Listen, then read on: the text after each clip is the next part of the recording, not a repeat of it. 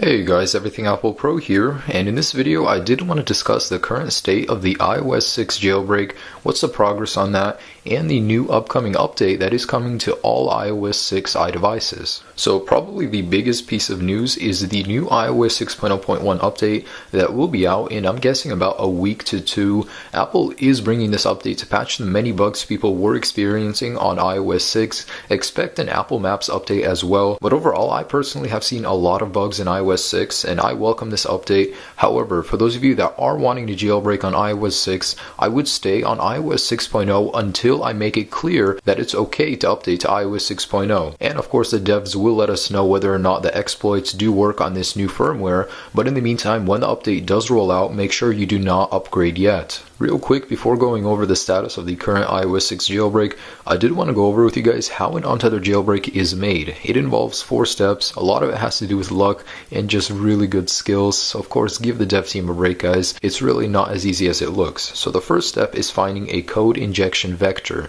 basically a vulnerability or exploit or glitch in the main iOS 6 system that allows you to install unsigned custom code, basically the stuff that Apple does not approve of. And this is the first step. It's usually not the hardest.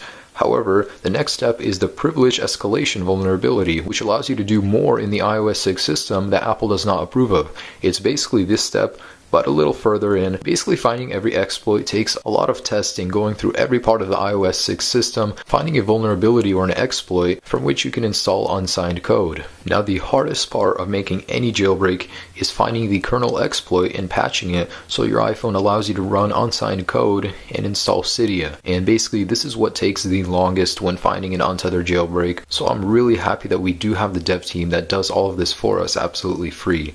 Anyways, after that, of course, is finding the untethered vulnerability in iOS 6, which is not the hardest step, but it's also very difficult getting it to work on all iOS 6 devices. So of course, as you guys can understand, the iOS 6 jailbreak does require a lot of testing, and since there's so many iOS 6 devices, the 3GS, the 4, the iPhone 5, the 4S, all the iPods and iPads, it really is a nightmare, so give the dev team a break guys. And of course, I do stand firm by my release date estimate around or on Christmas Day, however that's not for certain. And lastly, I did just want to show you guys a tweet that Planet Bean, one of the developers on the iPhone jailbreaks, basically he tweeted that he did make progress on the iPhone 5 and he's almost at a tethered jailbreak, but he can install tweaks and Cydia apps on his iPhone 5. So that's really good progress. We can see that the iPhone 5 is being well supported on this iOS 6 untethered jailbreak.